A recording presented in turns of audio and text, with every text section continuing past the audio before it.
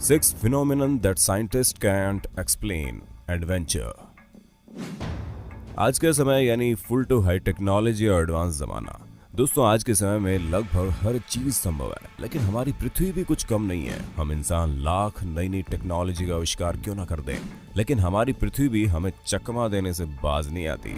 और इसी तरह इस ब्रह्मांड में न जाने ऐसे कितने सारे रहस्य हैं जिसे साइंटिस्ट अभी तक पता नहीं लगा पाए।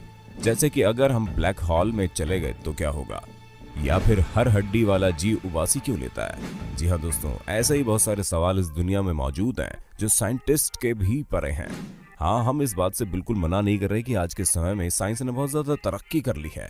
अरे भाई, इंसान उड़ सकता है, एक जगह पर बैठकर दूसरी जगह पर बात कर सकता है, और ना सिर्फ बात कर सकता है बल्कि उसे देख भी सकता है। कुछ समय में तो ऐसी चीजें आ जाएंगी कि आप न सिर्फ दूर बैठे लोगों को देख सकते हैं बल्कि उन्हें फील भी कर सकते हैं।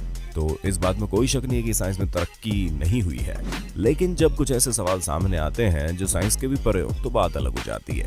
इसलिए दोस्तों आज मैं यानी आपका होस्ट हो दोस्त सैम आपके फेवरेट चैनल में आपको कुछ ऐसे ही अमेजिंग फिनोमेनास बताऊंगा जिससे समझना वैज्ञानिकों के बस के भी बाहर है। तो दोस्तों कमर कस लीजिए, क्योंकि आज की वीडियो आपको पूरी तरह मनोरंजित करने के लिए तैयार है। लेकिन हाँ, अगर वीडियो पसंद आए तो भैया इसको लाइक करने में कोई कंजूसी मत करना। Humans and black hole. Black hole एक ऐसी जगह जहां पर फिजिक्स के सभी नियम काम करना बंद कर देते हैं। वैसे दोस्तों आप लोगों ने ब्लैक होल के बारे में कभी ना कभी तो सुना ही होगा, क्योंकि ये एक ऐसी जगह है जहां पर फिजिक्स के सभी नियम काम करना बंद कर देते हैं और जहां का ग्रेविटेशनल फोर्स बहुत ज्यादा है। ये अपने बाहर एक सर्कल बनाता है, उस सर्कल से जाते वक्त आप ब्लैक होल के अंदर चले जाते हैं, और उसके अंदर जाने पर क्या होता है इस बात का अभी तक कोई खुलासा नहीं हो पाया। दोस्तों वैज्ञानिकों को अभी तक इस बात का कोई पुख्ता सबूत नहीं मिल पाया कि अगर कोई शख्स ब्लैक होल में चला गया तो उसका क्या होगा। वैसे तो कई साइंटिस्ट कहते हैं कि ब्लैक होल में जाने पर केवल दो ही चीजें हो सकती है, या तो जो शख्स ब्लैक होल में गया है वो जलकर मर जाएगा, या फिर वो उस ब्लैक होल के अंदर फंस जाएगा जहां पर वो असीमित दूरी तक ग्रेविटेशनल फोर्स से चलता ही जाएगा। दोस्तों वैसे तो ब्लैक होल हमेशा से ही चर्चा का विषय रहा, जिस पर साइंटिस्ट रिसर्च करने में लगे हैं, लेकिन अभी तक कोई ऐसी रिसर्च सामने नहीं आई जो ये बता सके कि ब्लैक होल के अंदर जाने पर क्या होगा। लेकिन हाँ, एक चीज तो पक्की है, जो कुछ भी होगा वो हम लोगों के लिए अच्छा नहीं होगा। इसलिए चांद तारों तक जाने का सपना ठीक है, लेकिन गलती से भी आपके जहन में ब्लैक होल को ना आने दें, क्योंकि यहाँ जाना मौत के पास जाने के बराबर है। अरे जिस जगह के बारे में बड़े बड़े साइंटिस्ट नहीं पता लगा पाए, तो जाहिर सी बात है वो जगह कितनी रहस्यमय और घातक होगी। Contagious yawning. यॉर्निंग यानी उबासी लेना। दोस्तों हम लोग दिन भर में कम से कम एक बार तो उबासी ले ही लेते हैं, और तो और दोस्तों उबासी लेने की सबसे बड़ी बात तो यह है कि जब आप किसी को उबासी लेते हुए देखते हैं तो आपको भी उबासी आ जाती है।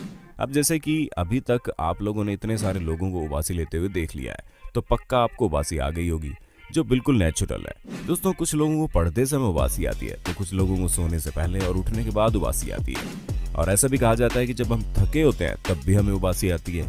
वैसे ऐसा जरूरी नहीं है, क्योंकि आपको कभी भी उबासी आ सकती है, लेकिन उबासी आती क्यों है इसका अभी तक किसी को जवाब नहीं मिला। हालांकि कुछ लोगों का कहना है कि हमारी बॉडी में ऑक्सीजन की कमी होने से हमें उबासी आती है, जिसकी वजह से हम थोड़ी सी मात्रा में कार्बन डाइऑक्साइड छोड़ते हैं और ज्यादा मात्रा में ऑक्सीजन लेते हैं।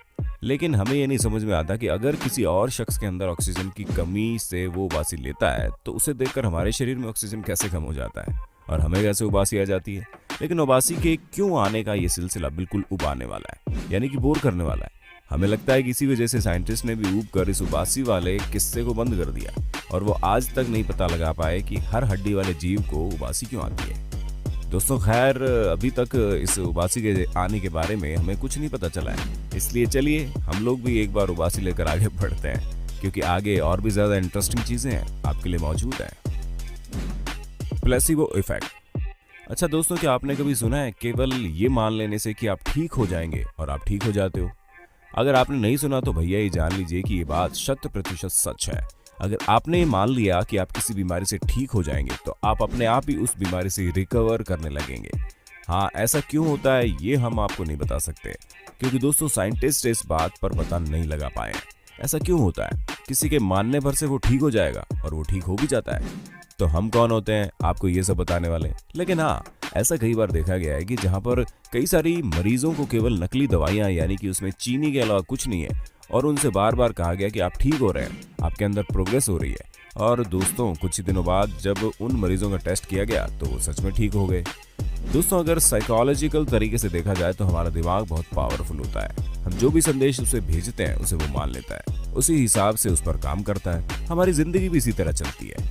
वैसे दोस्तों अगर दिमाग के काम करने के तरीके के बारे में हम आपको बताने बैठ जाएंगे ना तो ये वीडियो खत्म हो जाएगी, लेकिन ये टॉपिक नहीं होगा खत्म। लेकिन हाँ, ये बात तो पूरी तरह से सच है कि आप जो भी चीजें अपना दिमाग को बोलते हैं वो उसी हिसाब से काम करता है। इसी वजह से जब डॉक्टर आपको कोई नकली दवा देता है जिसमें कुछ नहीं होता और बार बार बोलता है कि आप ठीक हो रहे हैं, तो आप सच में महसूस करने लगते हैं कि आप ठीक हो रहे हैं। अगर हम दुनिया की सच्चाई बताएं तो दुनिया में 90% दवाइयां फेक होती है, यानी उनमें कुछ नहीं होता। आप सिर्फ इस ख्याल से ठीक होते हो कि आप अच्छी दवाई ले रहे हो और आप ठीक हो जाएंगे। जी हाँ दोस्तों, ये आंकड़ा 90% का ही है। अब आप हमारी बात पे यकीन करें या ना करें, लेकिन ये पूरी बात सच है। इसलिए अगर आपको ठीक होना है तो मार्केट में आने वाली फेक दवाइयों को छोड़िए और खुद को ये एहसास कराना शुरू कर दीजिए कि आप ठीक हो रहे हैं। शायद ये आप पर असर कर जाए। The never ending magnet. दोस्तों मैग्नेट यानी चुंबक के बारे में हम सभी जानते हैं कि इसमें 2 पोल होते हैं, नॉर्थ पोल और साउथ पोल। अगर 2 चुंबक के नॉर्थ पोलों को मिलाए तो वे एक दूसरे से दूर जाते हैं, और अगर नॉर्थ और साउथ पोल को मिलाएं तो एक दूसरे के पास आते हैं। क्यों दोस्तों, आपको लग रहा होगा ना कि चुंबक के बारे में तो हमें ये सब कुछ पता है, तो ऐसी क्या चीज है जो साइंटिस्ट को नहीं पता है? तो दोस्तों हम आपको बता दें कि जो चुंबक आप देखते हैं वो डेली यूज के लिए बना है और उसमें उतनी ज्यादा मैग्नेटाइजिंग पावर नहीं होती जितनी एक असली चुंबक में होती है। इसलिए इस विषय में कुछ नहीं कहा जा सकता चुंबक किस तरह से काम करता है। हालांकि साइंटिस्ट ये लगातार कहते हैं कि चुंबक एक तेज एनर्जी का रिसोर्स है। इसके अलावा साइंटिस्ट चुंबक के बारे में कुछ नहीं कहते। दोस्तों चुंबक के बारे में अभी भी बहुत सी बातें हैं जो अनसुलझी हैं और हम में से किसी को नहीं पता कि चुंबक असल में काम कैसे करता है और किस तरह से चीजों को अपने नजदीक घसीटता है। दोस्तों आपने लाख स्कूल कॉलेजों में मैग्नेटिक के बारे में पढ़ा होगा, लेकिन हमारी पढ़ाई सिर्फ नॉर्थ पोल और साउथ पोल तक ही सीमित है। इसके अलावा हमने कुछ नहीं पढ़ा, क्योंकि इसके अलावा और कुछ चुंबक के बारे में बताया ही नहीं गया है। पर आप हमें कमेंट बॉक्स में चुंबक के बारे में अपना ज्ञान दे सकते हैं। काव कॉम्पास। दोस्तों चलिए अब जानवरों के बारे में कुछ अनसुलझी बातें करते हैं। वैसे ये बात तो हम सभी को पता है कि हर जानवर की अपनी अलग चाल होती है और वो उसी के हिसाब से आगे मूवमेंट करता है। लेकिन क्या कभी आपने नोटिस किया है गाय किस तरह अपनी मूवमेंट करती है? अब आप में से कुछ लोग सोच रहे होंगे कि गाय की मूवमेंट में क्या है, जिस तरह उसे लेकर जाओ उधर चल देती है। जी नहीं, ऐसा नहीं होता। गाय और भैंसों की भी अपनी एक अलग चाल होती है। दोस्तों जर्मन के कुछ साइंटिस्ट के ग्रुप ने गायों पर रिसर्च की। हालांकि हमें पता है कि ये रिसर्च करने के लिए इतना बड़ा टॉपिक नहीं है, लेकिन रिसर्च करने के बाद जो बात सामने आई बड़ी चौंकाने वाली थी, क्योंकि जर्मन के रिसर्चर्स ने बताया कि गाय और भैंस नॉर्थ से साउथ दिशा में जाती है। जी हाँ दोस्तों, गाय नॉर्थ दिशा से साउथ दिशा में ही मूवमेंट करती है। अब वो ऐसा क्यों करती है ये हमें नहीं पता और ना ही साइंटिस्ट को पता है। दोस्तों वैसे तो गायों की चाल के बारे में रिसर्च करना इतनी बड़ी चीज नहीं है, लेकिन जब साइंटिस्ट चींटी और मधुमक्खियों के ऊपर रिसर्च करना नहीं भूलते, जो कि इतनी बड़ी तादाद में होती है, तो इन गायों की लाइफस्टाइल के ऊपर रिसर्च करना तो बनता ही है। लेकिन अफसोस अभी तक इन्हें ये नहीं पता चल पाया कि गाय इस तरह क्यों चलती है। Elephants and wheels. दोस्तों कैंसर एक ऐसी बीमारी है जिसने किसी भी जीव को नहीं छोड़ा। बढ़ते समय के साथ कैंसर का प्रकोप भी हम इंसानों और अलग अलग तरह के जानवरों पर बढ़ता ही जा रहा है। लेकिन कुछ जानवर ऐसे हैं जो इस प्रकोप से अभी तक बचे हुए हैं। जी हाँ दोस्तों, सबसे पहले आप जान लो कि हमारी बॉडी में बहुत से सेल्स मौजूद होते हैं जो डिफेक्टेड होने पर कैंसर का रूप लेने लगते हैं। इसलिए कैंसर एक ऐसी बीमारी है जो आपकी ही बॉडी में मौजूद सेल्स की वजह से होती है। लेकिन हाथी और व्हेल 2 ऐसे जीव हैं जिनकी बॉडी में बहुत रेयरली कैंसर होता है। दोस्तों ऐसा एग्जैक्टली क्यों होता है ये तो अभी तक किसी को नहीं पता चला, लेकिन कई लोगों का कहना है कि हाथी और व्हेल की बॉडी में कुछ एक्स्ट्रा सेल्स मौजूद होते हैं जो सभी डिफेक्टिव या खराब सेल्स को डिस्ट्रॉय करने का काम करते हैं, जिस वजह से उनकी बॉडी में कैंसर वाले सेल्स पैदा नहीं होते, और जो पैदा होते भी हैं तो वो दूसरे मजबूत सेल्स द्वारा मार दिए जाते हैं। इसी वजह से हाथी और व्हेल की बॉडी में बहुत ही मुश्किल से कैंसर होता है। अब दोस्तों हमने तो हाथी और व्हेल की कैंसर से मौत होने वाला कोई केस नहीं सुना, लेकिन अगर हुआ भी होगा तो एक आध हुआ होगा। लेकिन दोस्तों आप बिल्कुल चिंता मत करो, क्योंकि इस तरह की सुपर पावर्स हम इंसानों के अंदर भी आ सकती है। बस उसके लिए हमारे मेडिकल साइंस को और ज्यादा मेहनत करनी है, जो कि वो कर रहे हैं, और कैंसर किलिंग मेडिसिन बना रहे हैं जो कैंसर के सेल्स को पैदा होने से पहले ही मार देगी। दोस्तों ये तो बस कुछ ही चीजें हैं, ऐसी न जाने कितनी सारी चीजें हैं जो अभी तक साइंटिस्ट के दिमाग में नहीं घुसे।